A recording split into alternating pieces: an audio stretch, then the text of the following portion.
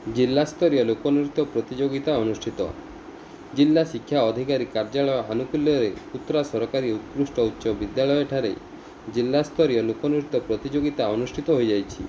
ମୁଖ୍ୟ ଅତିଥି ଭାବେ ଗୋଷ୍ଠୀ ଉନ୍ନୟନ ଅଧିକାରୀ ଯୁଗଳ କିଶୋର ବିଶ୍ୱାଳ, ସମ୍ମାନିତ ଅତିଥି ଭାବେ ଗୋଷ୍ଠୀ ଶିକ୍ଷା ଅଧିକାରୀ ଅଶୋକ କୁମାର ଲାକଡ଼ା, ପ୍ରଧାନ ଶିକ୍ଷକ ନଳିନୀକାନ୍ତ ଶାସନୀ ପ୍ରମୁଖ ଯୋଗଦେଇ ଉତ୍ସବକୁ ଉଦ୍ଘାଟନ କରିଥିଲେ।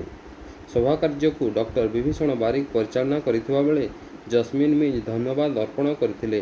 ସେହିପରି ପୁରସ୍କାର ବିତରଣୀ ଉତ୍ସବରେ ମୁଖ୍ୟ ଅତିଥି ଭାବେ ଗୋଷ୍ଠୀ ଉନ୍ନୟନ ଅଧିକାରୀ ଯୁଗଳ କିଶୋର ବିଶ୍ୱାଳ ଯୋଗ ଦେଇଥିବା ବେଳେ ସମ୍ମାନିତ ଅତିଥି ଭାବେ ଗୋଷ୍ଠୀ ଶିକ୍ଷା ଅଧିକାରୀ ଅଶୋକ କୁମାର ଲାକଡ଼ା, ଅନୁଷ୍ଠାନର ପ୍ରଧାନ ଶିକ୍ଷକ ନଳିନୀକାନ୍ତ ଶାସନୀ ଉପସ୍ଥିତ ରହି କୃତୀ ଛାତ୍ରଛାତ୍ରୀଙ୍କୁ ପୁରସ୍କୃତ କରିଥିଲେ।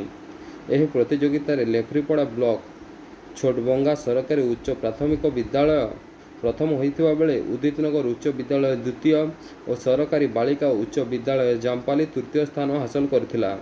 ଏଥିରେ ବିଚାରକ ଭାବେ ପ୍ରଶାନ୍ତ ସାହୁ, ରବୀନ୍ଦ୍ର ପଣ୍ଡା ଓ ଅର୍ଚ୍ଚନା ପ୍ରିୟଦର୍ଶିନୀ ସାହୁ ରହିଥିବା ବେଳେ ଅନୁଷ୍ଠାନର ଶିକ୍ଷକ ଧୃତି ସୁନ୍ଦର ସାହୁ ଧନ୍ୟବାଦ ଅର୍ପଣ କରିଥିଲେ। କାର୍ଯ୍ୟକ୍ରମ ପରିଚାଳନାରେ ବରିଷ୍ଠ ଶିକ୍ଷୟିତ୍ରୀ ଦୀପିକା କେରକେଟା, ଅବିନାଶ କର ପ୍ରମୁଖ ସହଯୋଗ କରିଥିଲେ। ସୁନ୍ଦରଗଡ଼ କୁତ୍ରାରୁ ରାଜେଶ ସାହୁଙ୍କ ରିପୋର୍ଟ, ସମ୍ବାଦ ଏକ୍ସପ୍ରେସ।